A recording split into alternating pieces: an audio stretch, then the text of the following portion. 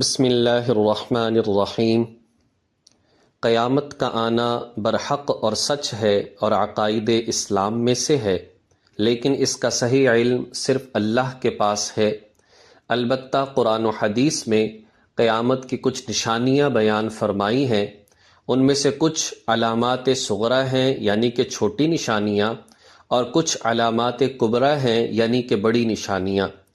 چھوٹی نشانیاں وہ کہلاتی ہیں جو نبی پاک صلی اللہ علیہ وسلم کی بعثت سے شروع ہوئیں اور حضرت امام مہدی علیہ الرضوان کے آنے سے پہلے تک جو پیش آئیں گی انہیں علامات صغریٰ کہا جاتا ہے۔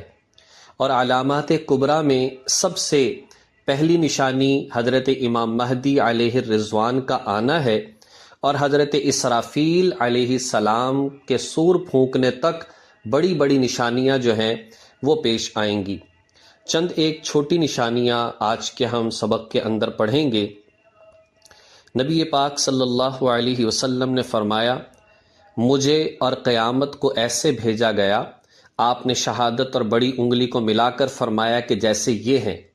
ایک تو اس سے مراد یہ تھی یعنی کہ میرے بعد قیامت آئے گی، کوئی اور نیا نبی نہیں آئے گا، اور دوسرا یہ ہے کہ میرے بعد قیامت بہت قریب ہے۔ دوسرا یہ ہے کہ حضور علیہ الصلاۃ والسلام نے ارشاد فرمایا کہ علم اٹھ جائے گا، جہالت کا دورہ ہوگا، یعنی کہ علماء کرام دنیا سے رخصت ہو جائیں گے، جہالت راج کرے گی، لوگ بدعتیوں سے علم حاصل کریں گے، جن کے پاس کوئی قرآن و سنت سے دلیل نہیں ہوگی، نئی نئی باتیں وہ پیش کریں گے اور لوگ کہیں گے کہ دیکھو کتنی اچھی بات کرتا ہے۔ یعنی جس کو اپنے علم پر عبور نہیں، جس کے پاس دلائل قرآن و سنت کے نہیں، جو اکابرین اور قرآن و سنت کے خلاف اپنی باتوں کو قرآن و سنت کو اپنی مرضی کے ساتھ پیش کر رہے، اور ہم کہیں گے جی بہت اچھی بات بیان کرتے ہیں۔ آج دیکھ لیجئے ہر نیا بندہ جو اس راستے سے پڑھ کر آیا ہی نہیں، جو قرآن و سنت کو صحیح طریقے سے جانتا ہی نہیں، جو آیات کے سیاق و سباق کو سمجھتا ہی نہیں، جو احادیث مبارکہ کے مطلب اور مفاہیم کو سمجھتا ہی نہیں، اپنی مرضی سے عقل اور سائنس کی بنیاد پر باتیں بیان کرتے ہیں، اور لوگ ان کی باتوں کو سن کر صحیح علم اور قرآن و سنت کا انکار کرتے ہیں۔ اسی طرح سے قتل و غارت عام ہو جائے گی، بھائی بھائی کو قتل کرے گا، لوگ ہمسایوں کو قتل کرنا شروع ہو جائیں گے۔ اسی طرح سے فرمایا کہ لوگ صرف خاص لوگوں کو سلام کیا کریں گے، جس کو پہچانتے ہوں گے سلام کریں گے، حالانکہ ہر مسلمان کو سلام کرنا چاہیے۔ لوگ بخیل ہو جائیں گے، مال و دولت بہت ہوگا، لیکن بندہ روتا پھرے گا جی میرے پاس تو کچھ نہیں ہے۔ جب اس کے ہاں کوئی واردات اور ڈکیتی ہوگی تب پتہ چلے گا کہ اس کے پاس تو بہت دولت تھی، اور پھر ظاہری بات ہے کہ انسان لے کر تو جا نہیں سکتا، یہیں پر جمع کر رہا ہے، بخل کی زندگی گزار رہا، خرچ نہیں کرتا۔ کل قیامت کے دن سوال ہوگا یہ مال کہاں سے کمایا اور اس کو کہاں پر خرچ کیا تھا۔ اسی طرح سے فتنے اتنے بڑھ جائیں گے، حدیث مبارکہ میں آیا کہ جیسے رات کا اندھیرا بڑھتا چلا جاتا ہے، اسی طریقے سے قرب قیامت فتنے بڑھتے چلے جائیں گے، جیسے بارش کے قطرے گرتے ہیں گننا ناممکن ہو جاتا ہے، اسی طرح سے فتنے اس قدر آئیں گے کہ سنبھلنا انسان کے لیے ممکن نہ رہے گا۔ صبح کو انسان مسلمان ہوگا، شام کو کافر ہو جائے گا، شام کو کافر کوئی ہوگا تو صبح کو وہ مسلمان ہو جائے گا۔ یعنی کہ بات اصل میں یہ ہے کہ لوگ کفریہ باتیں اور اس طرح سے چند ٹکوں کی بنیاد پر اپنے ایمان اور دین کا سودا کر لیں گے، لالچ کی بنیاد پر اپنا دین ایمان کو چھوڑ دیں گے۔ اسی طرح فرمایا کہ جب تک اللہ اللہ کرنے والے موجود ہیں قیامت قائم نہیں ہوگی، یعنی کہ اللہ والوں کے دم کی وجہ سے، قرآن پاک کے ذکر کی وجہ سے سارا کا سارا نظام قائم ہے۔ اور کہا کہ لوگ پھر آہستہ آہستہ دین سے دور ہوں گے، حج کرنا چھوڑ دیں گے۔ آج دیکھیں کتنا رش ہوتا ہے، لوگ حج کرنا چھوڑ دیں گے، حالانکہ ایسا وقت آ جائے گا کہ جی ایک شخص ایسا ہوگا جو چھوٹی پنڈلیوں والا، وہ خانہ کعبہ کی دیواروں کو گرا رہا ہوگا اور کوئی پوچھنے والا نہیں ہوگا کہ کیوں گرا رہے ہو۔ یہ قیامت کی نشانی بیان فرمائی۔ اسی طرح سے گھروں میں جو ہے ماں کو جو ہے نظر انداز کیا جائے گا، بیوی کو ترجیح دی جائے گی ماں پر، دوست کو ترجیح دی جائے گی اپنے والد پر، حالانکہ جن کی خدمت کو جنت قرار دیا، جن کی نافرمانی کو دوزخ قرار دیا۔ اور فرمایا کہ جو بعد والے ہیں اپنے پہلے والوں پر لعنت کریں گے، انہیں تو کچھ پتہ ہی نہ تھا۔ آج دیکھ لیں میڈیا پر بیٹھ کر لوگ اپنے بڑوں کو، اکابرین کو، تابعین کو، بزرگان دین کو برا کہتے ہیں۔ تو یہ چند ایک نشانیاں بیان فرمائی جس سے اندازہ ہوتا ہے کہ آج کی صورتحال بڑی عجیب ہے۔ ایک اور بیان فرمایا کہ فیشن بہت عام ہو جائے گا، فحاشی عریانی عام ہو جائے گی۔ لوگ بھول گئے ہیں فیشن کرنے میں کہ یہ بے پردگی ہوتی ہے، اس سے دوسروں کی مشابہت ہوتی ہے۔ لوگ بس یہ دیکھتے ہیں کہ بس مجھے اچھا لگنا چاہیے۔ اللہ تعالی ہماری ان تمام چیزوں سے حفاظت فرمائے، ہمارے ایمان کی اللہ تبارک و تعالی حفاظت فرمائے۔ دوسری بات ہے رزق حلال۔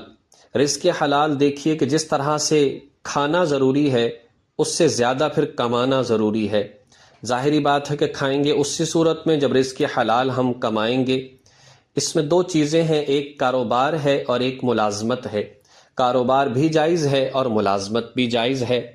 جہاں تک کھانے پینے کی اشیاء کا تعلق ہے اس کے اندر زیادہ تر جو ہے وہ حلال ہیں۔ چند ایک چیزیں ہیں جو کہ حرام ہیں اور وہ ہم کتابوں کے اندر پڑھ سکتے ہیں۔ یعنی دیکھ لیجئے سبزیاں تمام حلال ہیں، دالیں تمام حلال ہیں۔ جہاں تک گوشت کی بات آ جاتی ہے، سمندر کی مخلوق میں مچھلی وہ حلال ہے، اس کے علاوہ کچھ اور حلال نہیں۔ مچھلیاں ہزاروں قسم کی ہیں۔ مچھلی کہا جاتا ہے یعنی کہ وہ سمندر کا جانور جو کہ ریڑھ کی ہڈی والا ہے، جس کے گلپھڑے ہوتے ہیں، اس کو کہا جاتا ہے۔ تو اس اعتبار سے باقی جو دوسری مخلوقات ہیں، جو جنگلات کی مخلوقات ہیں، پالتو جانور ہیں، یہ ہمیں بآسانی، پرندے ہیں، کتابوں کے اندر مل جاتا ہے، پڑھ لینا چاہیے، کابرین سے پوچھ لینا چاہیے۔ اسی طریقے سے جو ہے کاروبار ہر اس چیز کا جائز ہے جو کہ حلال ہو اور حلال انداز سے کیا جائے کاروبار، وہ جائز ہے۔ ملازمت جائز کام کی ملازمت ہو، جائز شعبے کی ملازمت ہو، جائز طریقے سے کی جائے، یعنی حلال چیز کی ملازمت ہو، یہ بھی بالکل ٹھیک ہے، جائز ہے۔ بات اصل میں یہ ہے کہ کاروبار کریں یا ملازمت، اپنے شعبے کا علم لازمی طور پر ہونا چاہیے کہ میرے اس کام کرنے کے اندر کیا چیزیں جائز اور کیا چیزیں ناجائز ہو سکتی ہیں۔ حضرت عمر فاروق رضی اللہ تعالیٰ عنہ بازار میں آئے اور اعلان کیا کرتے تھے، اے لوگو، جس کو بازار کا علم نہیں آتا وہ ہماری مارکیٹوں کے اندر مت آئے، پہلے بازاروں کا علم حاصل کرو، پھر آ کر کاروبار کے لیے آ کر بیٹھو۔ لہذا سودی معاملات نہیں ہونے چاہیے، رشوت کے معاملات نہیں ہونے چاہیے، شراب کو بیچنا، خریدنا، لانا، لے جانا، بنانا سب حرام، نشہ آور چیزوں کا بنانا بیچنا حرام، موسیقی کے آلات، ناچ گانے کے آلات کا بنانا، ان کا بیچنا، اور اسی طرح سے اس کے ذریعے سے گلوکاری وغیرہ اور گانا اور سنگنگ، یہ ساری کے ساری چیزیں جو ہے اس سے کمانا حرام ہے۔ ذخیرہ اندوزی کے جس سے لوگ پریشان ہوتے پھریں اور بندہ جو ہے وہ اپنی چیزوں کو سٹاک کر لے کہ مارکیٹ میں وہ چیز مل نہیں رہی یا اتنی قیمت بڑھ چکی ہے کہ لوگوں کی پہنچ سے باہر ہو چکی، اور انسان اس لیے نہیں نکال رہا کہ خوب ریٹ بڑھ جائے گا تو پھر بیچوں گا، ناجائز ہے۔ اسی طرح سے کسی چیز کو بیچنا اور معلوم ہے کہ اس کے اندر عیب ہے پھر نہ بتائے، ظاہری بات ہے کہ حرام۔ کسی چیز کو جھوٹ بول کر بیچنا، بددیانتی کرنا، خیانت کرنا، یہ سب حرام ہے۔ انشورنس کے معاملات ہیں، کمپنی حرام، سرکاری جو بینک ہیں ان کے اندر ملازمت کرنا حرام، آن لائن ٹریڈنگ ہے، معلومات لے لینی چاہیے، جدید معاملات ہیں، ساری حلال بھی نہیں، ساری حرام بھی نہیں۔ اسی طرح سے وہ کرنسی جو کسی بھی ملک کے اندر رائج نہیں ہے، کسی بھی ملک کی کرنسی نہیں، اس کا کاروبار نہیں کیا جا سکتا۔ اسی طرح سے زیادہ پرانے نوٹ دے کر کم نئے نوٹ بدلے میں لینا جائز نہیں ہے، حلال نہیں ہے۔ آج بڑی عجیب سی صورتحال ہے، قوم شعیب پر عذاب آیا تھا ناپ تول میں کمی کی وجہ سے، یہ چھوٹا جرم تھا۔ آج بڑا جرم ہوتا ہے کہ چیزوں میں ملاوٹ کی جاتی ہے۔ جو ناپ تول کے اندر کمی ہے اس کے اندر مال کا نقصان تھا، لیکن ملاوٹ کرنے کے اندر تو جان کا نقصان ہے کہ پتہ نہیں کیا کیا زہریلی چیزیں جو ہے ملاوٹ کر کے اس کو بیان کیا جا رہا اور لوگوں کو کھلایا جا رہا ہے۔ تو بہرحال اس چیز کو دیکھنا چاہیے، کاروبار کون سا ہے، ملازمت کون سی ہے، جائز طریقے سے کی جائے، جائز جگہ پر کی جائے، ناجائز اور مرزائیوں کی کمپنیوں کے اندر نہ کی جائیں، غیر مسلموں کی پروڈکٹس، وہ چیزیں کہ جو اپنے آپ کو غیر مسلم ہی کہتے ہیں، لہذا ان کی پروڈکٹس جو ہے ان کا استعمال کرنا بھی جائز ہے، بیچنا بھی جائز ہے، لیکن مرزائی جو کہ قادیانی مرزائی ہیں، اپنے آپ کو مسلمان کہتے ہیں اور مرزائی نہیں، ان کے اداروں میں کام کرنا، ان کی اشیاء کو خریدنا اور بیچنا سب حرام ہے، اس بات کی گنجائش نہیں، اور اس کے حلال کا بہت زیادہ اہتمام کرنا چاہیے۔ نبی پاک صلی اللہ علیہ وسلم نے فرمایا کہ ایک شخص دور دراز کا سفر کرتا ہے، بال بڑے بکھرے پڑے، کپڑے بڑے میلے کچیلے، دعائیں کر رہا یا رب کہہ کر، لیکن دعائیں قبول نہیں، اس لیے کہ لباس اس کا حرام ہے، اس کے پیٹ میں لقمہ حرام ہے۔ مورخین نے لکھا کوفہ کے اندر ایک جماعت تھی مستجاب الدعا، وہ جو دعا کرتے قبول ہو جاتی۔ جب حجاج بن یوسف جو ہے بادشاہ بنا اور اس نے بڑا ظلم کیا، اس نے لوگوں کی دعوت کی اور اس میں حرام کھلایا، اور پھر کہنے لگا کہ جاؤ جس طرح کی مرضی میرے لیے بد دعائیں کر لو، مجھے نقصان نہیں پہنچے گا، اس لیے کہ میں نے تمہیں حرام کھلا دیا ہے۔ اور اس کے حلال کی بڑی برکتیں ہیں۔ حضور علیہ الصلاۃ والسلام نے فرمایا جو بندہ رزق حلال کماتا ہے، اپنے اوپر خرچ کرتا ہے یا دوسروں پر، اسے صدقے کا اجر ملتا ہے۔ اور فرمایا کہ سچا اور ایماندار تاجر کل کو انبیاء، صدیقین اور شہداء کے ساتھ کھڑا ہوگا، اور فرمایا سچ بول کر کاروبار کرنے والا کل کو اللہ کے عرش کے سائے میں ہوگا۔ اللہ تبارک و تعالی توفیق عمل نصیب فرمائے۔